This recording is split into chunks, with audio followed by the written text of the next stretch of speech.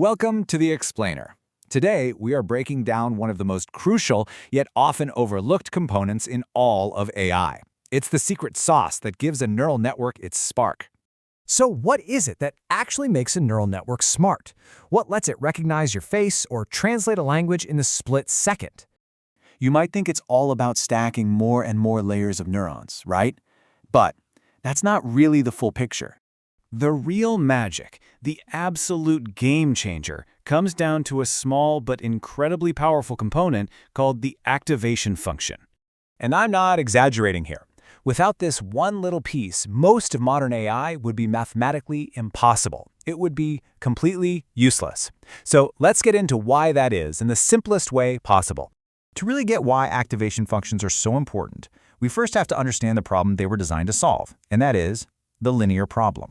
See, there's this fundamental mismatch. A neural network without activation functions is basically just a fancy linear model. Think of it like a ruler. It can only draw straight lines and understand simple straight line patterns. But the real world, it's messy, it's complex, it's curvy, it's unpredictable.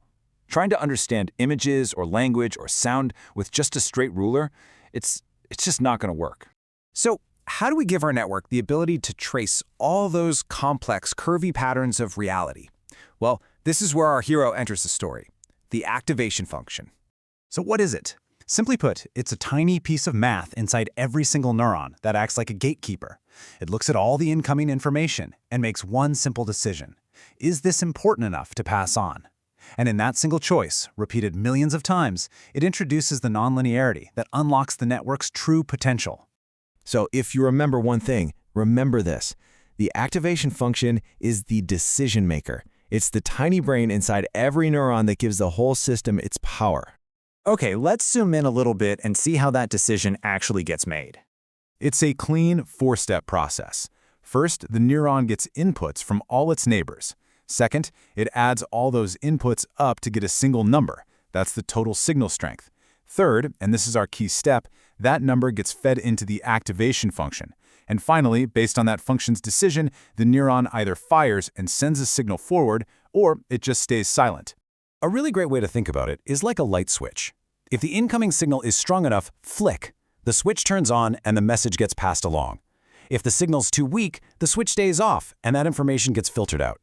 It's a simple but an incredibly powerful way to decide what information actually matters.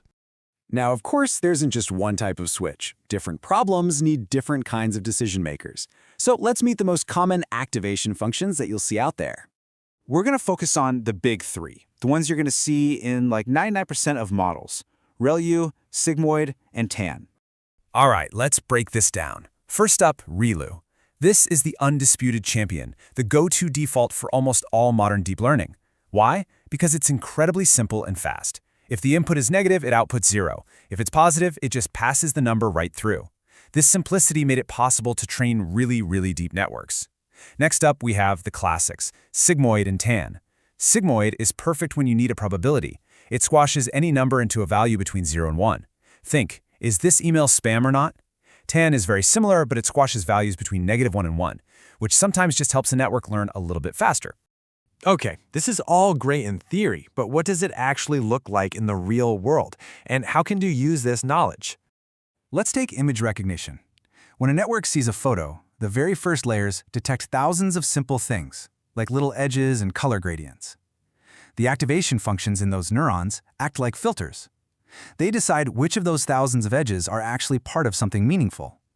They pass on the strong signals, the important edges, which then get combined in later layers to form more complex shapes, like ears, whiskers, and eyes, until the network can finally say, that's a cat. It's this whole hierarchy of decisions, from the simple to the complex. And here's a little bonus for you. If you're ever in a software engineering interview and you get asked about activation functions, here is your perfect answer.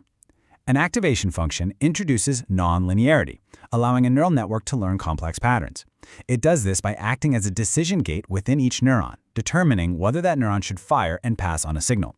It's concise, it's accurate, and it shows you get the why, not just the what.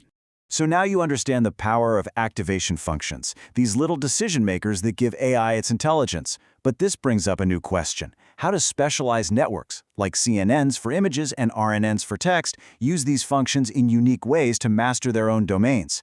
Well, that's exactly what we'll explore in our next explainer. Don't miss it.